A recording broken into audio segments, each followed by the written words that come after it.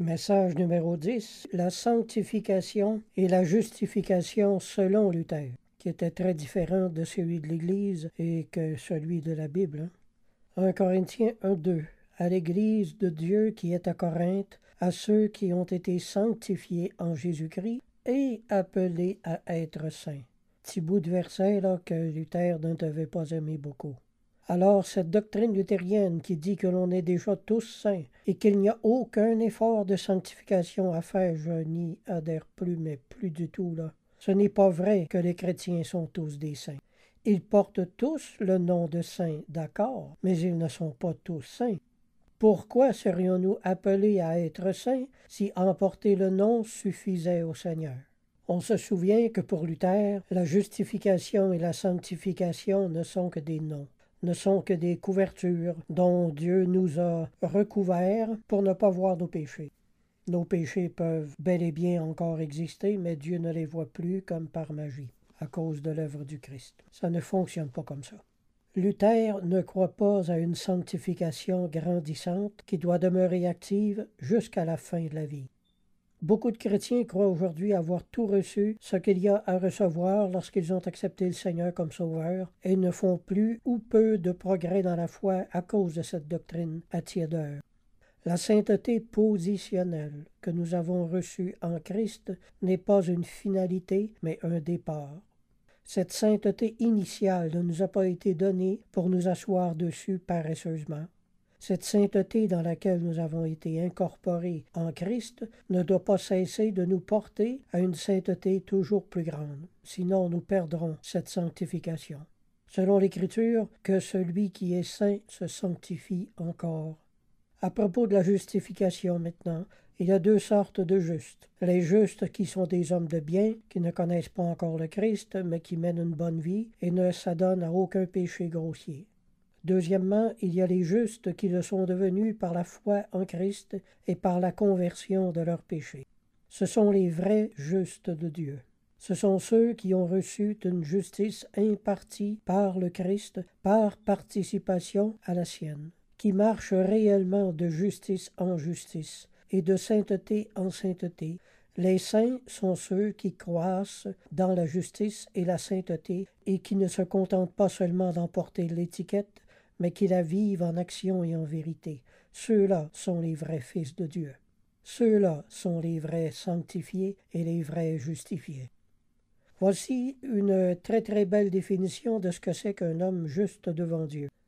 Ézéchiel 18, 5 à 9. L'homme qui est juste, qui pratique la droiture et la justice, qui ne déshonore pas la femme de son prochain et qui n'opprime personne, qui rend au débiteur son gage, qui paie ses dettes, c'est-à-dire qui ne commet point de rapine, qui donne son pain à celui qui a faim et couvre d'un vêtement celui qui est nu, qui ne prête pas à intérêt et ne tire point d'usure, qui détourne sa main de l'iniquité et juge selon la vérité entre un homme et un autre, qui suit mes lois et observe mes ordonnances en agissant avec fidélité.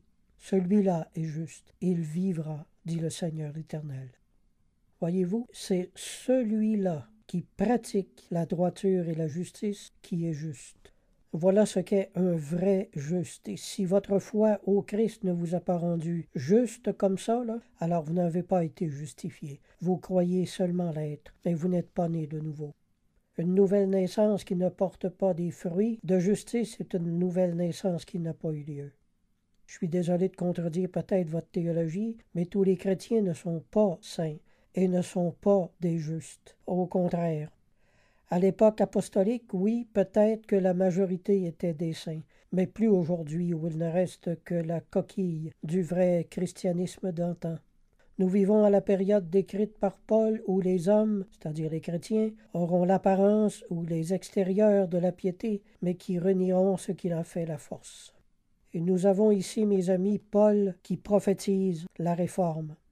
Les doctrines de la Réforme ont réellement plongé le chrétien dans une paresse, une inactivité et une tiédeur inconnue jusqu'alors. Éphésiens 4, 1 à 3. Marchez d'une manière digne de la vocation à laquelle vous avez été appelés.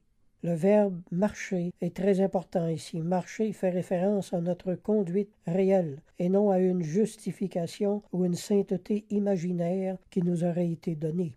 Éphésiens 5, 8, 9 va dans le même sens. Marchez d'une manière digne de la vocation qui vous a été adressée, en toute humilité et douceur, avec patience, vous supportant les uns les autres avec charité, vous efforçant de conserver l'unité de l'esprit par le lien de la paix.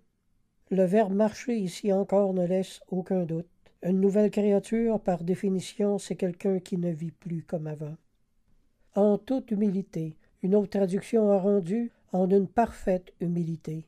Et douceur, la traduction Conibert a rendu par gentillesse. Avec patience.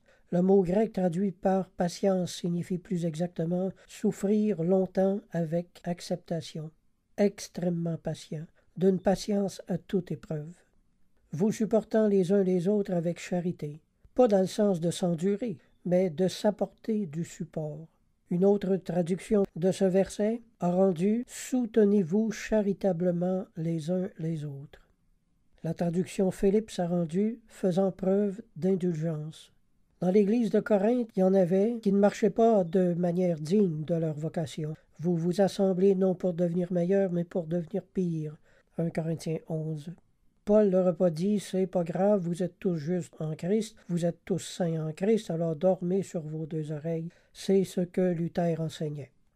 La justification biblique et catholique est la suivante. L'homme est juste quand la grâce vient dans son âme guérir la nature blessée et surélevée. L'homme devient ordonné à Dieu, c'est-à-dire dans l'ordre que Dieu l'a voulu, qu'il n'obéisse plus à la chair, mais à son esprit né de nouveau. La justification, c'est l'acte par lequel Dieu, en donnant sa grâce dans l'âme, ordonne l'homme avec lui-même. Dieu est juste et la justification rendra l'homme juste. Ce qui s'accorde avec l'Écriture, Romains 5, 19, par l'obéissance d'un seul, beaucoup seront rendus justes, et non seulement appelés justes. C'est précisément ce que va nier Luther. Le protestantisme n'a voulu reconnaître en la grâce sanctifiante qu'une condescendance juridique de la part de Dieu, qui aurait recouvert notre misère comme d'un voile sans rien changer de notre état en dessous. L'école protestante contredit manifestement l'Écriture dont elle se réclame. À l'époque où il était encore moine, la grâce pour Luther ne signifie plus rien, car il se sentait toujours coupable, même après s'être confessé. Il se sentait toujours tenté. Pour lui, la grâce n'a pas de sens, car elle ne répond à aucun besoin dans la réalité. Luther, qui n'était pas né de nouveau, était incapable de mettre la parole de Dieu en pratique. C'est pour ça qu'il disait que la grâce ne signifiait rien pour lui. Il ne savait pas ce que c'était que de vivre en état de grâce. Il dira dans son commentaire de l'Épître aux Romains, « La grâce n'est pas le travail de Dieu dans l'âme. La justification est une apparence de justice. » Ça contredit tout ce que les Épîtres enseignent, ça. Je répète, la grâce n'est pas le travail de Dieu dans l'âme. Faut le faire dire une bêtise pareille, là. La justification est une apparence de justice. Voilà ce qu'il croyait que la justification signifiait. Moi, je dis que si la grâce était inefficace dans sa vie, qu'il ne la sentait pas, qu'il ne l'expérimentait pas, c'est parce qu'il n'était pas né de nouveau. L'homme né de nouveau marche en nouveauté de vie, dit l'Écriture. Après avoir fait la liste des péchés qui donnent la mort, il dit en 1 Corinthiens 6, 11, « Et c'est là ce que vous étiez, quelques-uns d'entre vous. Mais vous avez été lavés, mais vous avez été sanctifiés, mais vous avez été justifiés au nom du Seigneur Jésus-Christ et par l'Esprit de notre Dieu. » 1 Jean 2, 6, celui qui dit qu'il demeure en lui doit marcher aussi, comme lui-même a marché. Est-ce que la sainteté et la justice de Christ étaient apparentes ou réelles d'après ces versets? Elle était réelle. Alors les nôtres doivent l'être également. Remarquez les verbes « devoir marcher ». Le chrétien est tenu d'obéir aux exigences de la sainteté qui lui sont inspirées. Le chrétien est en tête envers la sanctification que Dieu nous a impartie. La sanctification est un commandement de nécessité impérative. Pourquoi? Parce que nous avons été équipés pour le faire. c'est une obligation et une responsabilité d'enfant de Dieu que de tendre de toutes nos forces à la sainteté de Christ dans nos vies. Mais pour Luther, la grâce n'est plus cette purification de l'âme, elle n'est qu'une apparence de purification. La grâce n'est qu'un vêtement, la grâce est un manteau qui vient couvrir les péchés, mais qui en rien ne fait disparaître les péchés dans la vie. La justification, pour lui, n'est plus quelque chose qui est à l'intérieur de l'âme, mais quelque chose qui est à l'extérieur d'elle, qui donne l'apparence de justice devant Dieu. L'homme est imputé juste, c'est-à-dire qu'il est dit juste. Il n'est pas juste. Il est simplement reconnu comme juste. Le mot justification n'est pas une réalité pour lui. Il signifie une apparence de réalité. Pendant ce temps, sa nature reste corrompue et essentiellement mauvaise. La grâce recouvre les péchés, mais sans les enlever. Ce qui est contraire à l'Écriture qui dit « Voici l'agneau de Dieu qui enlève le péché du monde ». Également, Luther croit que l'homme reste en état de péché, peu importe qu'il pêche ou qu'il ne pêche pas. Wow! La nature humaine est pour lui comme un mur en train de se désagréger et de craquer de partout. La justification biblique et catholique dit « Nous allons consolider cette faiblesse ». La justification de Luther dit « Nous allons mettre du papier peint par-dessus ». Comme une mère dirait à son enfant qui a le visage sale « Va te laver », alors que la justification de Luther dit « Reste sale, mais mets un masque propre ». C'est une grâce qui recouvre la misère humaine, mais qui ne fait rien pour la soulager. Dieu recouvre notre malice, mais ne la change pas. La grâce recouvre l'âme, mais ne la change pas de l'intérieur. À quoi sert un salut pareil, mes amis, je vous le demande? L'homme fait ce qu'il veut, liberté totale. La nature est livrée à elle-même, à ses propres forces, à ses propres faiblesses, plutôt, devrais-je dire. Il n'est pas étonnant que l'on ait fini par justifier l'homosexualité et ordonner même des homosexuels dans plusieurs dénominations protestantes, et même à célébrer des mariages homosexuels. La justification, selon Martin Luther, est très sombre, voire même pessimiste. Dieu recouvre l'âme, mais l'homme reste mauvais. Dieu recouvre notre malice, mais ne la change pas. La justification ne vient régler aucun problème, elle les cache. C'est comme si l'on mettrait un papier peint sur un mur sale.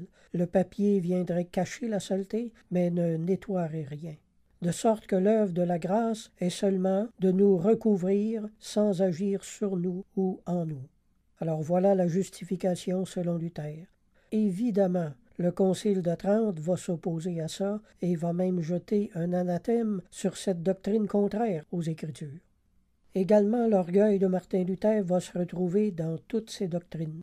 Il a rejeté tous ses maîtres, il a rejeté tous les docteurs de l'Église, il a rejeté l'autorité du pape, il a rejeté tous les écrits des pères de l'Église, il a rejeté tous les théologiens, il a rejeté toute la somme théologique de saint Thomas. C'est une révolte contre toute autorité religieuse. D'où tire-t-il sa doctrine? D'une interprétation personnelle de la Bible. L'apôtre Pierre a fait une prophétie que j'ai été longtemps sans comprendre, mais qui a pris tout son sens quand j'ai étudié la Réforme. Je crois que Pierre avait vu la Réforme lorsqu'il a écrit « Sachez avant tout que dans les derniers jours, il viendra des moqueurs avec des railleries, et marchant selon leur propre convoitise, ils diront depuis que les pères sont morts, les pères de l'Église, entre parenthèses, tout demeure comme dès le commencement de la création. » Pierre prophétise une époque d'anarchie, où chacun fera ce qui lui plaît et ce qui lui semble bon. Autrement dit, l'Église sera regardée comme un échec, on recommencera tout à zéro. C'est exactement ce que Luther a essayé de faire. Pierre parle de toute cette flopée de supposés réformateurs qui sont mis à renier tous les conciles de l'Église et enseigner qu'après les apôtres, l'Église avait fait fausse route, s'était perdue, et qu'il fallait tout recommencer. Je crois également que Paul a prophétisé sur la Réforme lorsqu'il a écrit « Sache que dans les derniers jours, il y aura des temps difficiles, car les hommes, c'est-à-dire les chrétiens, seront égoïstes, amis de l'argent. » Bon sang qu'on en voit de ça aujourd'hui. Fanfarons, hautains, blasphémateurs. On voit ça chez le protestantisme, beaucoup. Rebelles à leurs parents, ingrats, irréligieux, insensibles, déloyaux, calomniateurs, Comme on en voit de ça. Des chrétiens ingrats, religieux, insensibles, déloyaux, calomniateurs, qui se poignardent dans le dos les uns les autres. Toutes les églises sont affligées de ça. Intempérants, cruels, ennemis des gens de bien, alors que la Bible nous dit d'être amis des gens de bien. Cette doctrine-là, d'être ennemi des gens de bien, nous vient du calviniste, qui dit qu'un non-croyant ne peut pas faire le bien, il ne peut faire que l'apparence du bien, alors que même s'il fait le bien toute sa vie, il ira en enfer quand même. Nous avons la doctrine calviniste ici. Traître, emporté, enflé d'orgueil. On y voit beaucoup les prédications de Luther ici. Aimant le plaisir plus que Dieu, ayant l'apparence de la piété, mais reniant ce qui en fait la force. C'est exactement ce qu'a été la pensée luthérienne. Je résume la chose de la façon suivante. Je renie l'autorité de l'Église, je n'ai pas besoin de me soumettre à des lois morales. Les œuvres ne servent à rien pour le salut, la charité ne sert à rien. Il est inutile de se confesser, faisons ce que nous voulons, car nous sommes recouverts du manteau de la justice de Christ. Luther a renié tous les sacrements sauf deux. Le mariage n'est qu'un contrat entre deux êtres humains, et le Christ n'est plus dans les éléments. Que reste-t-il du christianisme après Luther qu'une coquille de christianisme? Les chrétiens aujourd'hui disent « on est tous des saints ». Oui, mais en recevez-vous tous le témoignage des gens qui vous entourent? Ou si votre pseudo-sainteté s'arrête après vos lèvres? L'Esprit Saint dit « Petits enfants, ne soyons pas saints avec la langue seulement, mais en action et avec vérité. » Voilà le vrai christianisme et la nouvelle naissance. Frères et sœurs, tout l'échafaudage doctrinal luthérien n'est pas biblique. Sa théologie est tellement trouée, c'est une vraie passoire. J'ai été un grand protestant, moi, pendant plus de 30 ans. J'étais un militant très convaincu. Mais j'ai beaucoup étudié et prié et lu la Bible sur mes genoux. Et arrivé à un certain point, je ne pouvais plus être protestant. Les doctrines de Luther ne tiennent pas la route, sont convaincantes au début pour quelqu'un qui ne connaît pas la Bible, mais il arrive un temps où notre connaissance du Seigneur augmente et toutes ces vieilles choses qui remontent à 500 ans maintenant ne tiennent plus debout devant une étude honnête de la parole de Dieu. Il faut que les chrétiens se lancent sur leurs genoux et recommencent à lire la Bible avec des yeux et un esprit neuf. Les doctrines luthériennes et calvinistes sont passées dans nos écoles bibliques. Ce qu'enseignent les écoles bibliques est passé à tous nos petits pasteurs, et à partir des pasteurs, c'est passé jusqu'à nous. Et de nous, ça passe à ceux qui entendent ce qu'on leur enseigne. Frères et sœurs, il faut briser cette chaîne d'erreur une fois pour toutes. Nous dissocier de la réforme. Rendez au christianisme ce qui faisait sa force originelle. N'ajoutez plus foi aux doctrines nouvelles et protestantes du XVIe siècle, mais demeurez avec les doctrines anciennes de la Bible et des premiers chrétiens. 1 Jean 2, 24 à 26. Que ce que vous avez entendu dès le commencement demeure en vous. Si ce que vous avez entendu dès le commencement demeure en vous, vous demeurerez aussi dans le Fils et dans le Père. Et la promesse qu'il nous a faite, c'est la vie éternelle. Je vous ai écrit ces choses au sujet de ceux qui vous égarent. Amen.